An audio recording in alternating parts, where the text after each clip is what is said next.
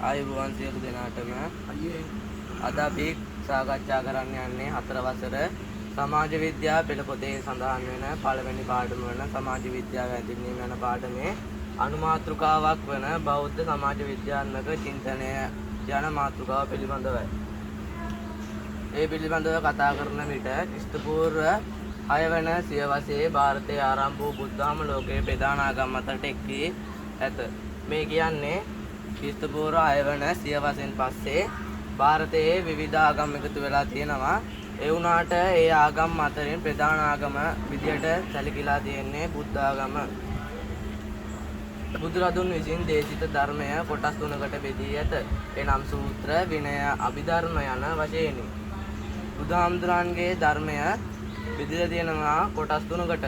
ඒක අර අපි සඳහන් කරපු ආකාරයට සූත්‍ර, විනය, අභිධර්ම පිටක යන ආදී වශයෙන්. මේ පරමාර්ථය පුද්ගලයා සසර දුකින් මුදවා නිවන කරා අවබෝධ කිරීම.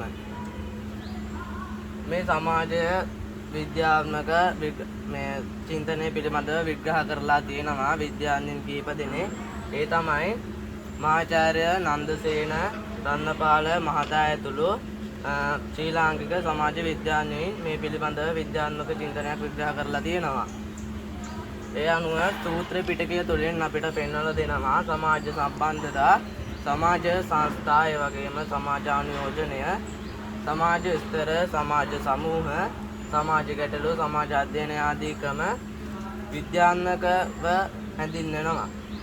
ඒ වගේම විනය පිටකය තුළින් අපිට පෙන්වලා දෙනවා නෛතික පාලනය, අපරාධ, දඩුවම්, සාමූහික ජීවිතය හා සම්බන්ධ චර්යා යන ධර්ම ආදී සමාජ විද්‍යාත්මකව හඳුන්වලා දීලා තියෙනවා. මූල ධර්ම විදියට අන්තර්ගත වෙනවා. තවද සූත්‍ර පිටකයේ අපිට දීලා තියෙනවා මංගල සූත්‍රය, මහා මංගල සූත්‍රය, පරාභව, සිගාලෝවාද, වසල, ධම්මික, චක්කවර්ති, සීගනාද, අග්ගඤ්ඤ කූටදත්ත ආදී සූත්‍ර වලින් අපිට පෙන්වලා දෙනවා සමාජ විද්‍යාත්මක මූල ධර්ම. ඒ කියන්නේ බුදුදහමට අනුව සමාජ සම්බන්ධතා ගැන දැනගන්න අපිට උවමනා වෙනවා සූත්‍රයක්. ඒ තමයි සිගාලෝවාද සූත්‍රය. සිගාලෝවාද සූත්‍රයේ සඳහන් වෙනවා යුතුයකම්, වගකීම්, මේ වගේම ඉතිවාසිකම් පදනම් කරගෙන තියෙන සාදිසා නමස්කාරය කියලා මෙම අන්තර්ගත සම්බන්ධතාවලිය දක්වලා තියෙනවා.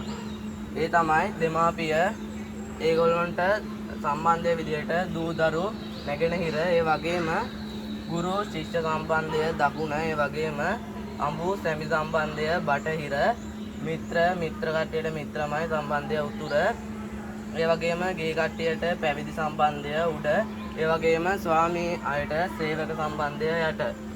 මෙම සම්බන්ධතා සිගාලෝවාද සූත්‍රයේදී පිළිබඳව උදාහරණයක් විදිහට උපමාවක් දෙනවා. ඒ තමයි කරත්තරෝදයේ කඩෑන තිබෙන තාක්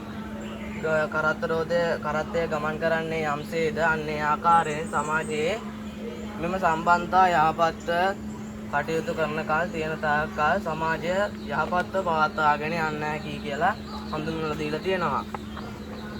ඒ වගේම ඊළඟ කරුණ තමයි සමාජ පැවැත්ම. සමාජ පැවැත්ම උදෙසා සාරධර්ම වැදගත් වෙනවා. එය වසල, පරාභව, මහා මංගල සූත්‍ර ආදී දේශනාවලින් දේශනා කරලා තියෙනවා. වසල සූත්‍රයේ දේශනා කරනවා සමාජයේ මිනිසෙක් පිරිහින්නේ කොහොමද? ඒ වගේම පිරිහීමට හේතු කරුණු පරාභව සූත්‍රයේ සඳහන් වෙනවා. පිරිහෙන්නට හේතු කරුණු, ඒ වගේම මහා මංගල සූත්‍රයේ දේශනා කරනවා මංගල කරුණු 38ක් තියෙනවා. ඒවත් ආරක්ෂා කරන්න, ඒවත් සාර ධර්ම විදිහට පිළිපදින්න කියලා දීලා තියෙනවා. ඒ වගේම සමානාත්මතාවය, දෙමාපිය, වැඩිහිටි, ගුරු, දෙගුරුන්ට සැලකීම, අපරාධ හා අපචාර වලින් වැළකීම, ඒ වගේම නිවැරදි රැකියා කිරීම යන සාර ධර්ම රසක් ඒ සූත්‍ර වලින් පෙන්වලා දෙනවා. ඒ වගේම ප්‍රතිමාන විරහිත වීම නිසා සමාජය බිඳවැටීමක් සිදු වෙනවා කියලා පරාභව සූත්‍රය විශේෂයෙන් පැහැදිලි කරලා තියෙනවා. තවත් කාරණයක් තමයි බුදුදහමට අනුව වැදගත් සංකල්පයක් විදිහට සමාජානුයෝජනය ගන්න පුළුවන්. මොකද්ද මේ සමාජානුයෝජනය කියන්නේ? සමාජයට අනුව යෝජනය වීම. උදාහරණයක් විදිහට අපිට සත්තිකුම්භ ජාතකය ගන්න පුළුවන්.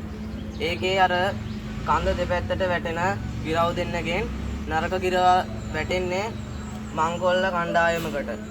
ඒ මංකොල්ල කණ්ඩායමට වැටුණු නිසා ඒ ගිරවත් මංකොල්ල කණ්ඩායමේ විදිහට පුරුදු වෙලා ඒ විදිහට හැඩගැස් වෙනවා.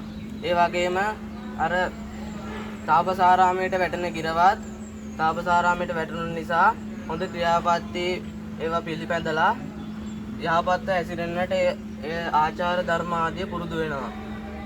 සමාජානුයෝජනය කියලා කිව්වේ සමාජානුයෝජනය කියලා කිව්වේ පෞරුෂයකින් හැඩගැස්වීමයි.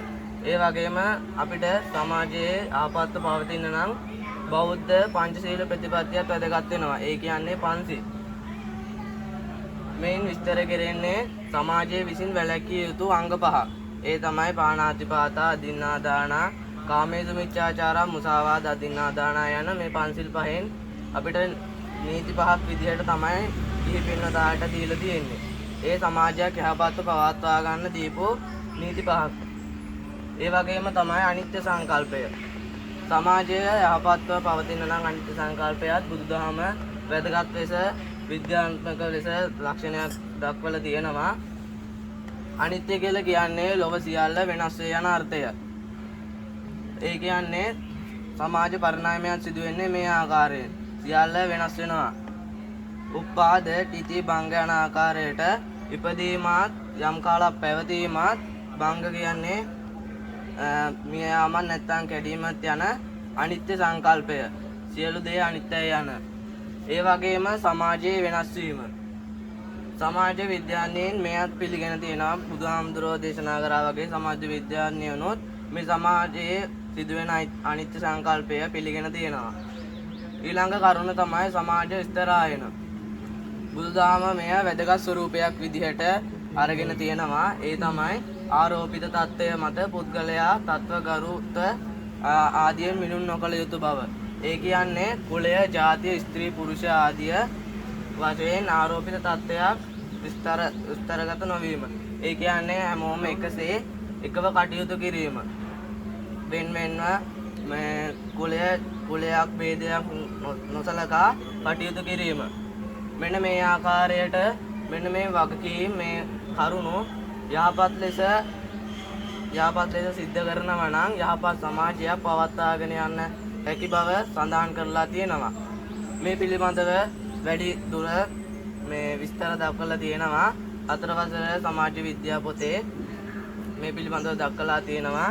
ඉතින් මම මේ කතා කරේ බෞද්ධ සමාජ විද්‍යාත්මක චින්තනය පිළිබඳවයි. මම හිතනවා මම මේ කතා කරපු පාඩමෙන් ඔබ වහන්සේලාට යම්කිසි අවබෝධයක් ලැබෙන්නේ නැති කියලා අපි මේ කතා කළ පාඩම අදින් අවසන් කරනවා. සියලු දෙනාට තෙරුවන් සරණයි.